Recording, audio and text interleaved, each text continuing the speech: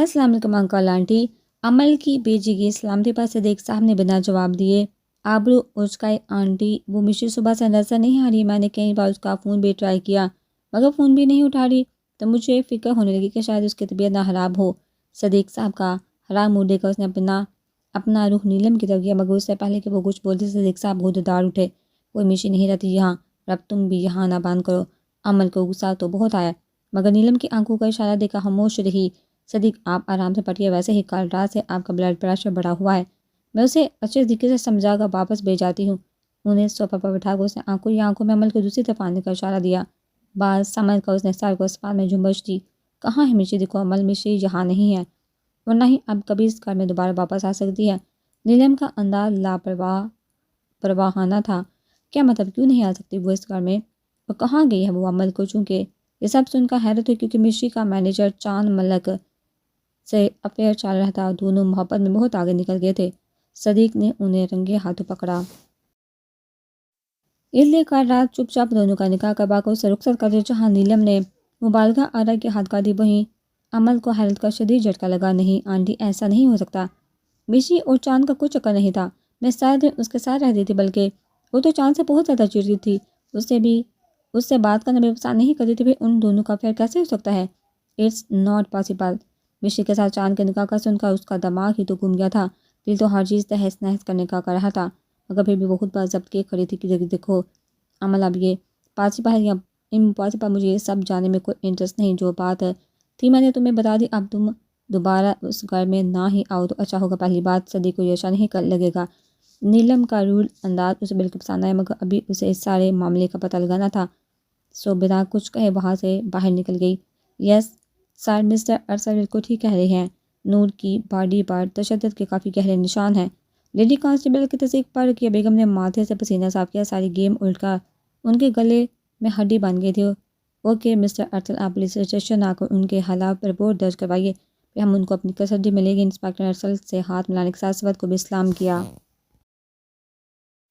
Okay officer, मैं कुछ देर में आकर उनके खिलाफ रिपोर्ट दर्ज करवाता हूँ। जबकि रकिया बेगम के होश उड़ गए थे। वही रानी को शॉक लगा था। आज तक जिसे बेटी बोला वो उसकी बेटी ही नहीं थी। उनकी बेटी तो पैदा होते मर गई थी। ये बात आज तक उनसे छुपाई गई थी। भले ही उसकी माँ ने उससे ये बात छुपाई थी मगर उन्होंने तो नूर को हमेशा अपनी बेटी माना था। जितना हो सके अपनी माँ से भी उसके हक के लिए लड़ी थी। फिर आज के बाद क्या वो उसे माँ नहीं बोलेगी? क्या उनसे मिलने कभी नहीं आएगी? मरे मरे कदमों से वो बिना किसी की तरफ देखे बाहर की सिमत बढ़ गई। तमाम पुलिस एहलकार भी जा चुके थे। जबकि रकिया बेगम ने भी आंख बचाकर वहाँ से भागने की उठानी ताकि जल्द अज जल्द घर जाकर वो अपने दमाद से इस मामले को डिस्कस करके कोई राह निकाल सके। देखा सर, मैंने बोला था ना, मेरा बेटा कभी कोई गलत काम नहीं कर सकता। कुर्रतुलैन के लहजे में अरसल के लिए मान ही मान था। वो मेरा भी बेटा है। असमत भी मुस्कुरा उठा मगर वो ये सब हमें बताकर भी कर सकता था। उसकी नाराज़गी ने एक बार फिर सर उठाया। असमत, जाने देना, देखिए हमारा बेटा एक लड़की को इज्जत दे रहा है, उसे फूफू के मजालिम से बचा कर रहा है। वो और बहुत जल्द इंशाल्लाह वो उसे उसकी पहचान भी वापस ला देगा। और आप उसके इतने सारे अच्छे कामों के बदले एक गलती को माफ़ नहीं कर सकते। और रूठे पन से गोया हुई तो असवद ने एक ठंडी सांस भरकर उसकी तरफ देखा। मान लिया मेरी जान, तुम सही, हमारा बेटा सही। और हुक्म, अब की बात उसका अंदाज जो हुआ। अरसल की खनकार पर वो दोनों ही उसकी तरफ मतवजा हुए। पता नहीं कुर्रतुल ऐन आज की औलाद भी क्या क्या करती रहती है। अरे बड़े हो गए हैं तो इसका मतलब ये थोड़ी ना होता है कि कुछ भी करेंगे, कोई भी गलत फैसला सही फैसला बिना अपने बड़ों से पूछे लेंगे। ले भी क्यों ना, अभी बड़े हो गए हैं, आकल और बालग हो गए। बाजार वो कुर्रतुल ऐन की तरफ देख रहा था मगर सुना मोड़ चल को रहा था। उसका अंदाज था अपनी उल्लास से नाराज़गी जाहिर करने का। जबकि कुर्रतुल ऐन परेशानी से कभी असमान की तरफ देख रही तो कभी अरसल की तरफ। डैड आई एम सॉरी, मैं आपको बताना चाहता था मगर इतना वक्त ही नहीं मिला, ना ही मौका। फिर जब मुझे अरहम के बारे में पता चला तो मुझे बहुत गुस्सा आया। तो मुझे लगा अब ये सब करना बहुत ज़रूरी हो गया। मगर डैड, मैंने कुछ भी गलत इरादे से नहीं किया है। उसने अपनी सफाई पेश की जिस पर असमान ने गहरी नज़र से उसकी तरफ देखा। ठीक है, तुम्हारे इस झूठ को मैं सच मान लेता हूँ मगर एक बात का जवाब दो और मैं उम्मीद करता हूँ कि तुम 100% सच बोलोगे। उसने सीने पर दोनों हाथ बांधे। जी डैड, ज़रूर पूछिए। वो भी पूरे दिल से उनकी तरफ मतवजा हुआ। असमा ने हमेशा उसके और रूप के साथ दोस्ताना रवैया अपनाया था। उनकी हर गलती पर सही रास्ता दिखाया था। इसी वजह से वो उनकी नाराज़गी मोल नहीं लेना चाहता था। तुम उस लड़की की मदद और भी रास्तों से कर सकते तो کر سکتے تھے تو یہ نکاح کرنے کی ضرورت کیوں آن پڑی؟ اسمت کا سوال اس کے لیے غیر متوقع تھا۔ تبھی ایک پل کے لیے اسے گہری خاموشی نے آن گرا، مگر اب جب ساری باتیں کھل کر سامنے آ رہی تھی تو اسے بھی سچ بتا دینا چاہیے تھا۔ وہ ڈر میں نے اسے نکاح اس لیے کیا کیونکہ مجھے وہ پسند ہے۔ اگر کبھی آپ لوگ بھی میری شادی کا فیصلہ کرنے کا سوچتے تو میں آپ کو اپنی پسند نور بتاتا۔ میں آج تک خاموش تھا کیونکہ ہمارے پھپھو کے گھرانے کے تعلقات بہت خراب تھے، مگر آج جب ارحم کے کرتوتوں کا پتہ چلا تو مجھے ہر چیز کا حل یہی لگا، اور مجھے لگا کہ وقت نے مجھے اپنی محبت حاصل کرنے کا ایک سنہری موقع دیا ہے جو کہ گنوانے کے بارے میں شاید میں سوچ بھی نہیں سکتا تھا۔ تبھی آپ کے رکنے پر بھی نہیں رکا، اپنے دل کی ساری باتیں بتا کر آخر میں اس نے کسی مجرم کی طرح سر جھکایا۔ یہ سب سن کر قرۃ العین کی آنکھیں پھیل گئی، جبکہ اسود کی کچھ سمجھ نہ آیا اس سب کے لیے وہ اسے ڈانٹے یا پھر اس سے ناراض ہو۔ جاؤ اپنے کمرے میں، اس معاملے میں تم سے بعد میں بات کرتا ہوں۔ آخرکار اسے فی الوقت اس معاملے کو زیادہ طول دینا اچھا نہیں لگا۔ جی ڈیڈ، مگر پہلے میں پولیس اسٹیشن ہو کر آ جاؤں۔ کچھ پل کمرے سے باہر نکل کر اس نے کھلی ہوا میں 2-4 گہرے سانس لیے۔ پیشانی کو دو انگلیوں سے مسلتے آخرکار وہ ایک نتیجے پر پہنچا۔ تیزی سے دوبارہ کمرے میں داخل ہوا جہاں وہ بیڈ پر آلتی پالتی مارے ابھی بھی شاید غصے میں تھی۔ کتنی آلسی ہو تم یار، مانا کہ تم نے میرے بغیر کھانا کھانے کی قسم کھائی ہے، مگر اس کا یہ مطلب تو نہیں نا کہ اب تم سارا دن بھوکی رہو گی۔ آہستگی سے اسے اپنی باہوں میں بڑھا۔ اس نے مشری کو باتھ روم کے سامنے کھڑا کیا، منٹ سے پہلے دروازہ کھول کر اندر دھکیلا اور تیزی سے دروازہ لاک کیا۔ انداز ایسا تھا جیسے ان کے درمیان برسوں سے پیار محبت کا سلسلہ جاری ہو۔ جلدی سے چاول لے لو، پھر ہم ساتھ میں کھانا کھائیں گے۔ پہلے تو اسے سمجھ نہ آیا اتنی اچانک یہ سب ہوا کیسے۔ ابھی تو وہ دعا چہرہ لیے باہر گیا تھا اور ابھی ایسے برتاؤ کر رہا تھا جیسے کبھی کچھ ہوا ہی نہ ہو۔ باہر نکالو مجھے، تو ٹکے کے مینیجر باتھ روم کا دروازہ پیٹتے ہوئے وہ منہ کے بل چلائی۔ کیا کہا میری جان؟ 100 ٹکے کا شوہر؟ یار مانا کہ تم مجھ سے انتہا کی محبت کرتی ہو، مگر اتنی تعریف بھی نہ کیا کرو کہ میں بھی کروں۔ اس نے تو اب جیسے قسم اٹھائی تھی مشی کی ہر بات کا الٹا مطلب نکال کر اسے ستانے کی۔ دیکھو میں آخری بار کہہ رہی ہوں، نکالو مجھے باہر۔ وہ ایک بار پھر چلائی۔ ارے ہاں میری جان، دیتا ہوں تمہیں پہننے کے لیے کوئی کپڑے، صبر تو کرو۔ یہ بس مل گئے۔ وائٹ ٹراؤزر کے ساتھ سی گرین ٹی شرٹ ہاتھ میں تھامے وہ باتھ روم کے دروازے تک آیا۔ میں نے کہا مجھے باہر نکالو۔ ایک بار پھر اس نے دونوں ہاتھوں سے دروازہ پیٹ ڈالا۔ غلط بات میری جان، بنا فریش ہوئے تم یہاں سے باہر نہیں آ سکتی۔ اب یہ تمہارا فیصلہ ہے کہ تم کتنی دیر یہاں بھوکی پیاسی رکنا چاہتی ہو۔ مزے سے کہہ کر وہ بیڈ پر بیٹھ گیا۔ آخرکار 20 منٹ بعد اس نے دوبارہ دروازہ بجایا۔ 2 ٹکے کے مینیجر، کپڑے دو مجھے۔ بیڈ پر لیٹے اس کے لبوں پر جاندار مسکراہٹ آن ٹھہری۔ لاک کھول کر اس نے کپڑے مشی کے ہاتھ میں تھمائے۔ کچھ وقت بعد وہ اس کے ٹراؤزر اور ٹی شرٹ پہنے الجھے خلیے میں ٹاول سے بال لپیٹے منہ کے ہزاروں زاویے بناتی باہر نکلی۔ چونکہ شرٹ کے ساتھ اس کا گلا بھی کافی کھلا ہونے کی وجہ سے کبھی کندھے سے نیچے سرک رہی تھی تو کبھی بار بار آگے کی طرف ڈھلک رہی تھی۔ ایک ہاتھ سے بار بار گلے کو برابر کرتے ہوئے دوسرے ہاتھ سے کمر کے پاس سے پاؤں کے نیچے تک جاتے ٹراؤزر کو اوپر اٹھاتے ہوئے انہوں نے صرف چاند کو اگنور کر کے باقی سارے کمرے پر نظر دوڑائی۔ کہاں ہے کھانا؟ جب اسے پورے کمرے میں کھانے کی کوئی چیز نہ ملی تو ہر کار سخت بھوک کی وجہ سے اس نے چاند کو مخاطب کر ہی لیا، وہ جو کب سے اس کے توبہ شکن حلیے سے نظریں ہٹانے کا ناکام کوشش کر رہا تھا۔ اس کے تپے لہجے پر چونکا بھی لایا تمہاری بھوک کا سامان تھا کہ پھر میں بھی اس کے حلیے کو دیکھا۔ چاند نے اپنی بات آدھی ہی چھوڑ دی جبکہ مشی نے آبرو اٹھا کر اس کی طرف دیکھا۔ وہ اپنے کمرے میں جلے پر کی بلی کی طرح گھوم رہا تھا، بار کبھی پیشانی کو کبھی گردن کو مسل کر اپنی بے چینی کو کام کرنے کی کوشش کی، مگر جب اس نے ارسل کے منہ سے وہ ساری باتیں سنی اسے کسی بھی پر چین نہیں آ رہا تھا۔ مگر یہ بات اتفاق بھی تو ہو سکتی تھی، وہ لڑکی اس کی بہن ہو بھی سکتی تھی، نہیں بھی کیا پتہ رقیہ بیگم کے دماغ نے کسی اور کی بیٹی اٹھا کر اپنی بیوی کی گود میں ڈال دی ہو، اور اگر وہ اس کی سگی بہن ہوئی تو نہ جانے کتنے ہی سوال اور جواب اس کے دماغ میں مسلسل گردش کر رہے تھے۔ کچھ بھی سمجھ نہیں آ رہا تھا کہ کیا کروں۔